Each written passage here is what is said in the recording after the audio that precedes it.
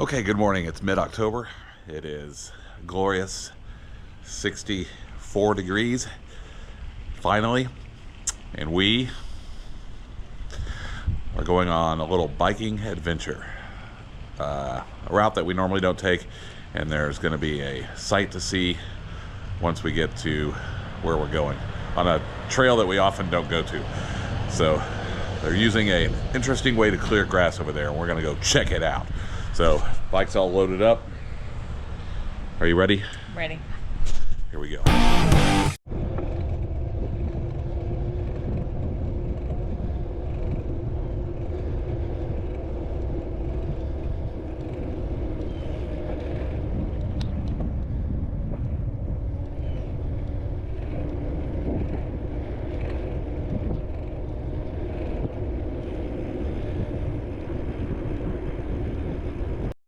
Okay, that was 4.5 miles down the western side of the lake. Now here's this little connector. We're gonna go into the woods for a while. So hopefully it won't be too bad. It did rain a bunch yesterday, so it could be muddy. We'll see.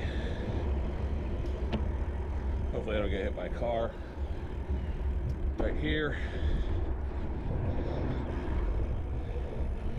There we go. This is also where it turns into the White Rock Creek Trail from the White Rock Lake Trail. If you follow this for, I don't know how long, 6-7 miles, it'll eventually lead you up into Richardson, where it dead ends. I'm pretty sure that's as far as I've gotten anyway. Also, this is the first time this year we've had a north wind, or first time post-summer anyway. So that's the way we're headed now. So hopefully this trail and these trees break some of that wind. And then on the way home, we'll take the Sopak Trail and should have a pretty decent tailwind on that. It's just a straight line, so it should be an easy cruise to the house. So here we are, White Rock Creek. Oh,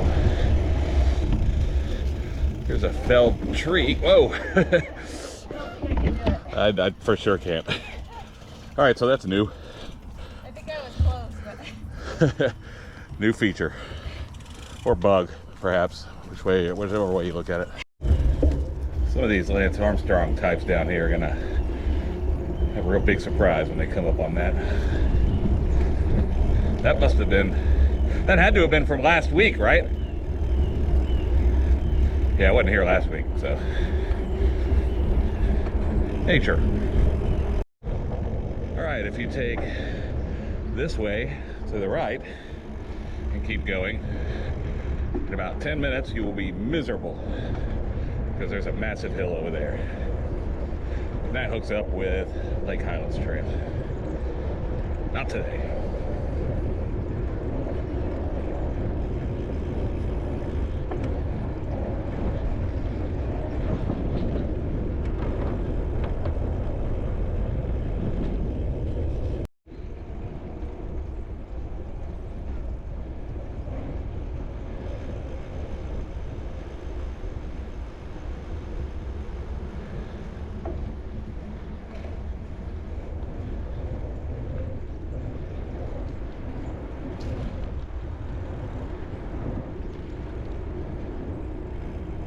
There's the creek.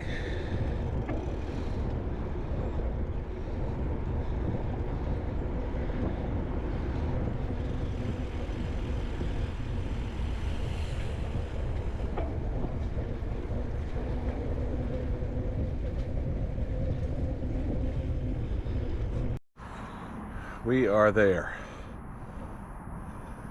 I don't remember this part. We've only done this once. And I know it was at Royal. Wow. It's like between Royal and Forest, I think. All right. We're at I'll know it when I see it. 7.5 miles so far.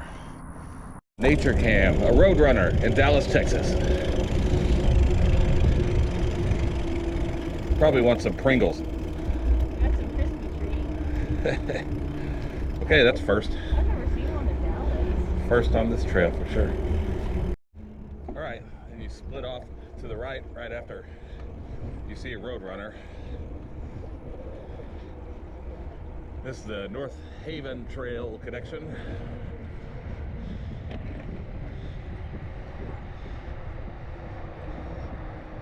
As advertised.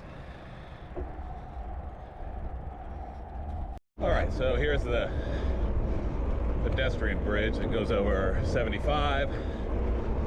Hopefully there's not some ding-dong here.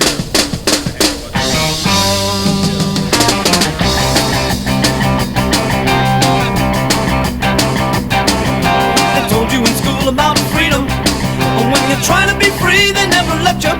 They said it's easy, nothing to it, and now they are.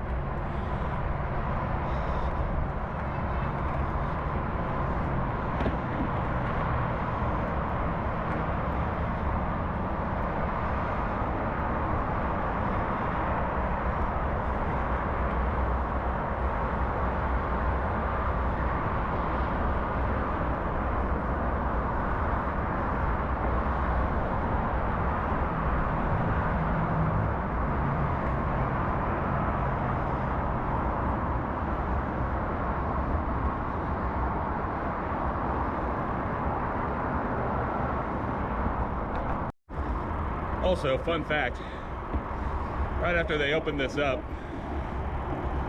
some drunk lady tried to drive up here in her SUV. And I think she made it maybe almost all the way up there to the bridge. Not sure, but she made it pretty far. So, everybody said it was going to happen, and then like a week after they opened, it actually did. All right, so this is all new to me. Green.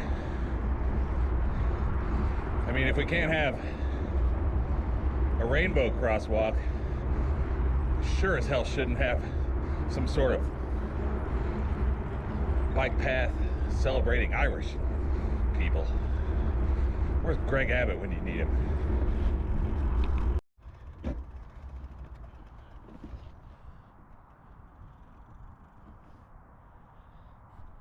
So the main reason we came up here today is to see what the hell they're doing about all this overgrown grass. Look at this. What a nightmare. If there was only a way they could clear this out, like a green way, natural way to clear this out, that would be great. Well, an age-old problem, sometimes all you need is an age-old solution. So, check it out.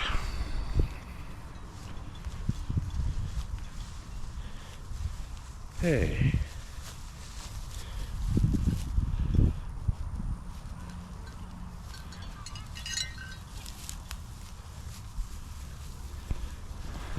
So normally I guess what they do on this part of the trail is make it a wildflower natural area. They don't mow it or anything like that during the spring and summer. So wildflowers and native plants can grow. But to clear it so they can seed it and loosen up the soil, they've decided to start bringing in sheep and goats to graze.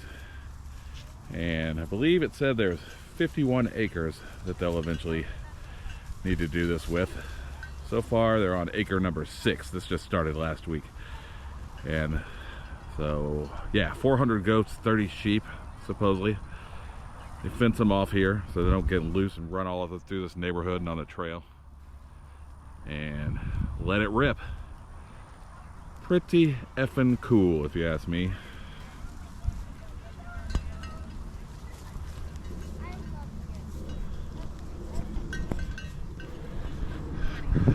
Way better than some dipshit out here in a self-driving mower with throwing Gatorade bottles everywhere and a neon shirt. What do you think about that, Serena? I think it's really cool. Adventure Archives, shout out.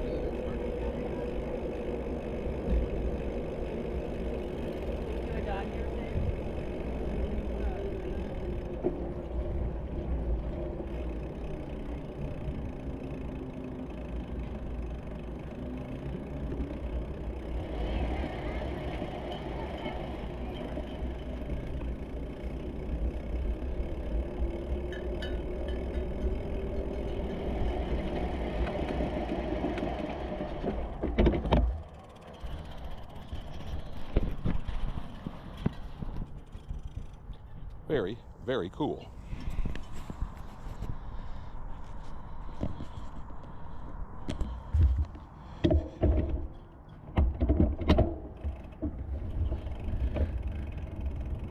All right, so here we go.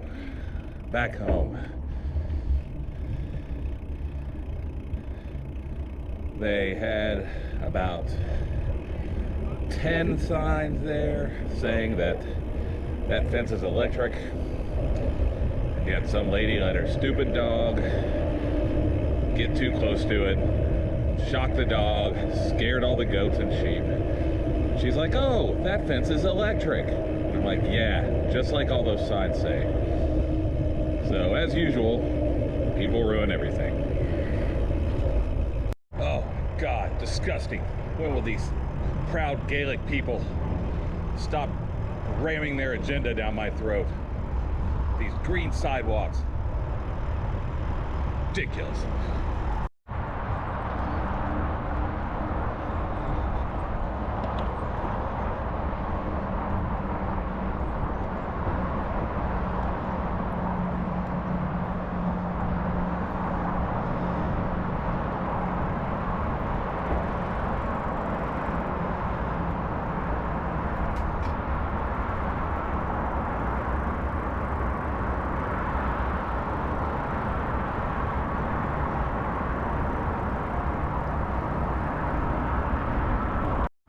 Remember when that highway was only 4 lanes and you couldn't drive on Sunday because of church and Jesus?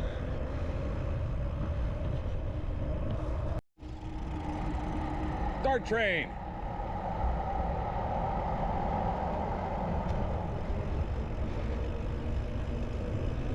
All right, so I haven't been really keeping up with mileage in a while, so I don't know how far we've gone, and I don't really care because Serena promised me tailwind and downhill all the way home. So let's do it and then go eat lunch. All right, King of the Hill fans, see this building on the right? That used to be called the Megalomart. Try and get a better shot of it when we get over here. All right, that building right there used to be the Megalomart. That's featured on King of the Hill. Or maybe King of the Hill named Megalomart after that building. Used to be some liquor store. Anyway, it no longer exists. If I can find it, I'll try and post a picture up right here.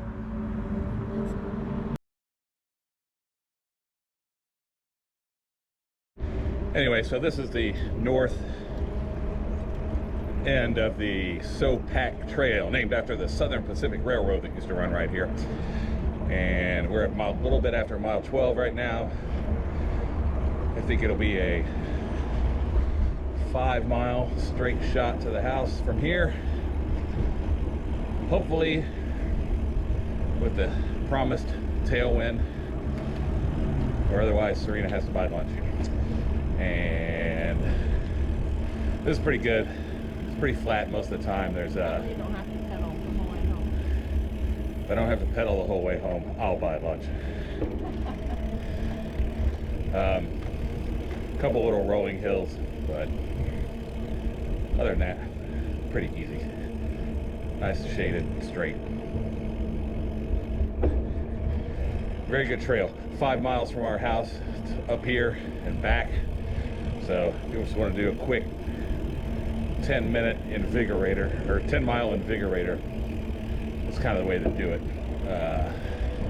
Not much to see, but then again, we didn't think we'd see a roadrunner earlier either. So who knows? Maybe we'll see a black bear, or oh, you might see a bobcat. Bobcats live on this trail, but probably not during this time of the day. I think they're more of a dusk and dawn creature.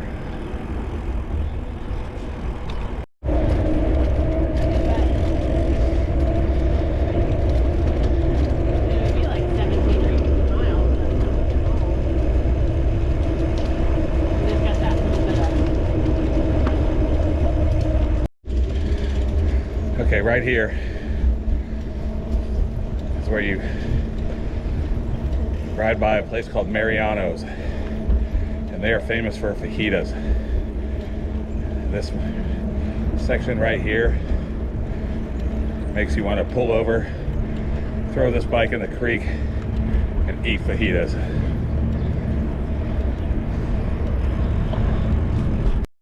Then 200 yards later, right here, smells like a Mexican laundromat.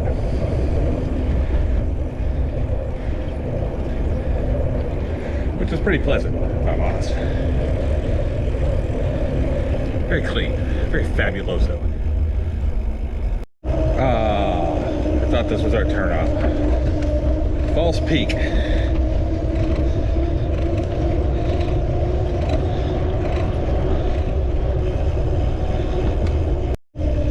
All right, here's our turnoff.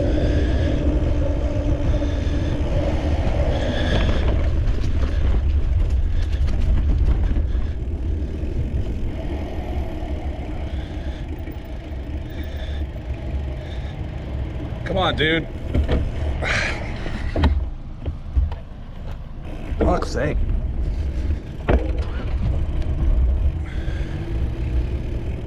Every fucking time. Like, yeah. You see me taking my foot off.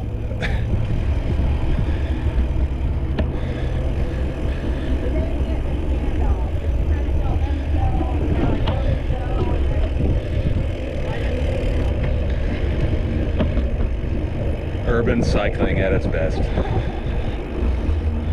And the ride wouldn't be complete without a headwind on the way home. Just the last few hundred meters, you gotta get a headwind.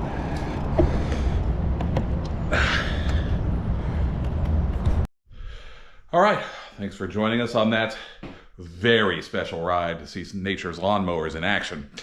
Not sure what the distance was. It was a little over 2 hours. I'll pull up the thing on my phone, which will take a few minutes, but for you, that'll be right now. Don't forget to like and subscribe and smash those buttons and whatever, or don't, doesn't matter. This channel is not monetized anyway. So see you next time.